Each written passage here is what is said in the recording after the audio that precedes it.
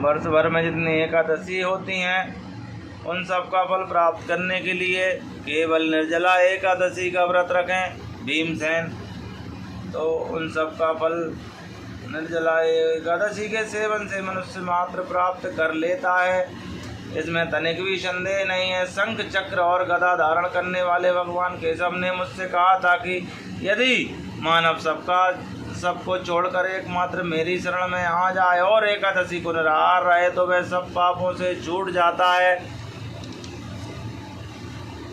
आकृति और काले रंग वाले दंड पासधारी भयंकर यमदूत नहीं जाते। अंतकाल में पीताम्बरधारी सौम्य स्वभाव वाले, हाथ में सुदर्शन धारण करने वाले और मन के समान वेगशाली विष्णु दूत आकर इस वैष्णव पुरुष को भगवान विष्णु के धाम में ले जाते हैं। अतः निर्जला एकादशी को पूर्ण यत्न करके उपवास करना चाहिए। तुम भी सब पापों को शांति के लिए यत्न के साथ उपवास और श्री हरि का पूजन करो। स्त्री हो या पुरुष, यदि उसने मेरू पर्वत के बराबर भी महान पाप किया हो तो भी वह सब एकादशी के प्रभाव से भस्म हो जाता है। जो मनुष्य उस दिन जल के नियम का पालन करता है वह पुण्य का भागी होता है। उसे एक एक प्रहर में कोटि कोटि स्वर्ण मुद्रा दान करने का फल प्राप्त होता है। मनुष्य निर्जला एकादशी के दिन स्नान, दान, जप, होम आदि जो कुछ भी करता है वह सब अक्षय होता है। हे भगवान श्री कृष्ण का कथन है, निर्जला एकादशी को विधि पूर्वक उत्तम रीति से उपवास करके मानव वैष्णव पद को प्राप्त कर लेता है। जो मनुष्य एकादशी के दिन अन्न खाता है वह पाप भोजन करता है। श्लोक में वह चांडाल के समान है और मरने पर दुर्गति को प्राप्त होता है। जो ज्येष्ठ के शुक्ल पक्ष में एकादशी को उपवास करके दान देंगे वे परम पद को प्राप्त होंगे। जिन्होंने एकादशी को उपवास किया वे ब्रह्म हत्यारे, शराबी, चोर तथा गुरुद्रोही होने पर भी सब पातकों से मुक्त हो जाते हैं। कुंती नंदन, निर्जला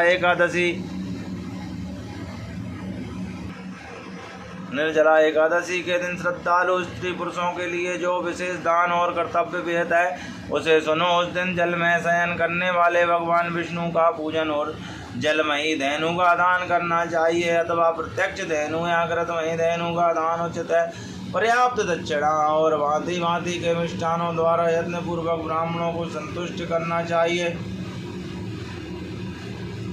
ऐसा करने से ब्राह्मण अवश्य संतुष्ट होते हैं और उनके संतुष्ट होने पर श्री हरि मोक्ष प्रदान करते हैं। जिन्होंने सम, दम और दान में प्रवृत्त हों, श्री हरि की पूजा और रात्रि में जागरण करते हुए निर्जला एकादशी का व्रत किया है, उन्होंने अपने हाथ साथ ही बीती हुई 100 पीढ़ियों को और आने वाली 100 पीढ़ियों को भगवान वासुदेव के परम धाम में पहुंचा दिया है। निर्जला एकादशी के दिन अन्न, वस्त्र, गौ, जल, शय्या, सुंदर आसन, कमंडल तथा छाता दान करने चाहिए। जो श्रेष्ठ एवं सुपात्र ब्राह्मण को जूता दान करता है वह सोने के विमान पर बैठकर स्वर्ग लोक में प्रतिष्ठित होता है। जो इस एकादशी को की महिमा भक्ति पूर्वक सुनता है तथा जो भक्ति पूर्वक उसका वर्णन करता है वे दोनों स्वर्ग लोक में जाते हैं। चतुर्दशी युक्त अमावस्या को सूर्य ग्रहण के समय श्राद्ध करके मनुष्य जिस फल को प्राप्त करता है वही इसके श्रवण से प्राप्त होता है। पहले दंत धावन करके यह नियम लेना चाहिए कि मैं भगवान के शव की प्रसन्नता के लिए एकादशी को निराहार रहकर आचमन के सिवा दूसरे जल का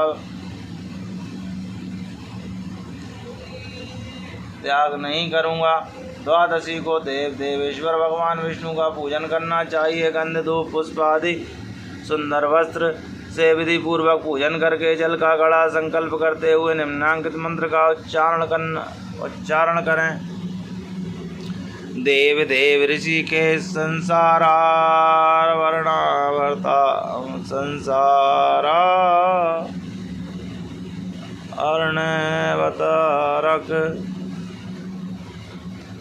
उद्कुंभ प्रदानेन नया माम परमाम गतिम। संसार से तारने वाले देव देव ऋषिकेश, इस जल के घड़े का दान करने से आप मुझे परम गति की प्राप्ति कराइए।